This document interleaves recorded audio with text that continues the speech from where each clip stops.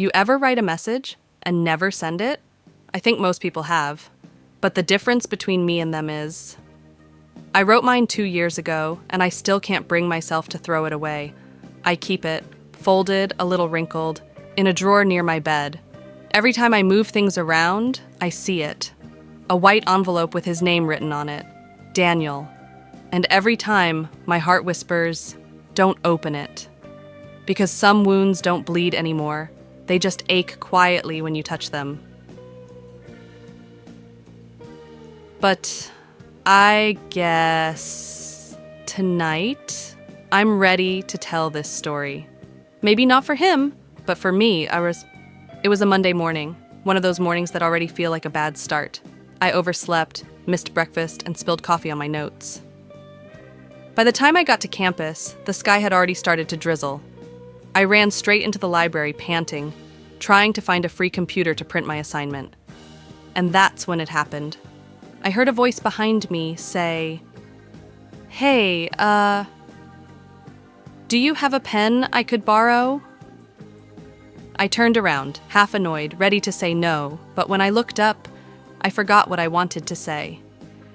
He had this messy brown hair, a gray hoodie that looked too comfortable to be new, and this calm expression like he wasn't in a rush, even though everyone else was.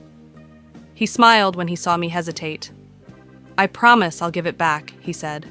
I handed him the pen, and he smiled again. Small, polite, but warm. He never returned the pen. But that small exchange somehow became the first page of a story I never planned to write. A week later, I saw him again. Same library, same seat by the window. He looked up, caught my eyes, and said, "Hey, Amelia, right?" I blinked. How did he even remember my name? "Yeah, and you're the guy who owes me a pen." He grinned, and this time it wasn't shy. It was confident, playful. "Guess I owe you a coffee too, then." I laughed, and honestly, I don't know why. He had that kind of humor that sneaks up on you. That was the first time we sat together. Just two strangers talking about nothing and everything. Books, favorite, foods, movies that made us cry. The kind of conversation that makes hours feel like minutes. When I got home, I realized I hadn't even finished my assignment. I just kept replaying his smile in my head. After that day, I started seeing him everywhere. At the cafe near campus, at the bus stop, sometimes even in the same lecture hall. Coincidence, I thought. Until one day he said, "You know, I think fate's trying to make us study together." Fate. That word felt heavier than it should. We started studying together, or at least pretending to. We talked more than we read. He told me about his family, how his parents didn't talk much, how his little sister always called him Danny. Boy.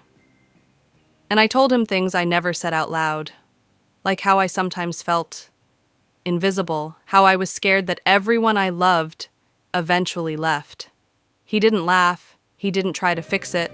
He just said, "You deserve someone who stays." It was such a simple sentence, but from that day on, I started believing maybe he could be that person. It was late, maybe 10 p.m. We were at a small cafe that stayed open for students. There were only 3 people inside, the barista, Daniel, and me. Outside, rain streaked down the glass, and the city lights blurred like soft colors melting together. He looked tired, but there was something about him that night. Something softer. We were sharing a slice of cheesecake, and I remember him staring at the candlelight between us. Then he said quietly, "You know, Amelia, sometimes I wish I could freeze moments like this." "Why?" I asked. "Because everything feels right.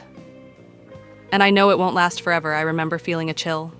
The kind you get when your heart already knows something your mind refuses to admit. Then he smiled, and the moment passed. He walked me home that night, and at my doorstep, before I could even say goodnight, he said, "Promise me something." "What?" Promise me you'll never stop being you, I laughed. That's the weirdest promise I've ever made. Good, he said. Then it'll stick.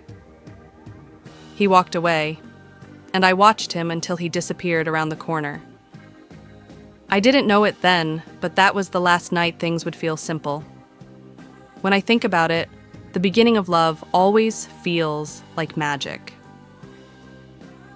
Every small thing feels like a sign, a text, a smile, a shared joke that only you two understand.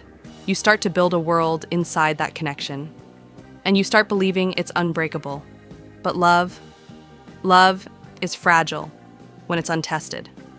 It's beautiful, until life starts asking it questions. And in my case, the questions came sooner than I expected. That's how it all began. With a pen I never got back, a coffee I didn't ask for, and a boy who made me forget that not everything that starts beautifully stays that way. Part of me still wonders if he ever kept that pen. Maybe it's just sitting somewhere,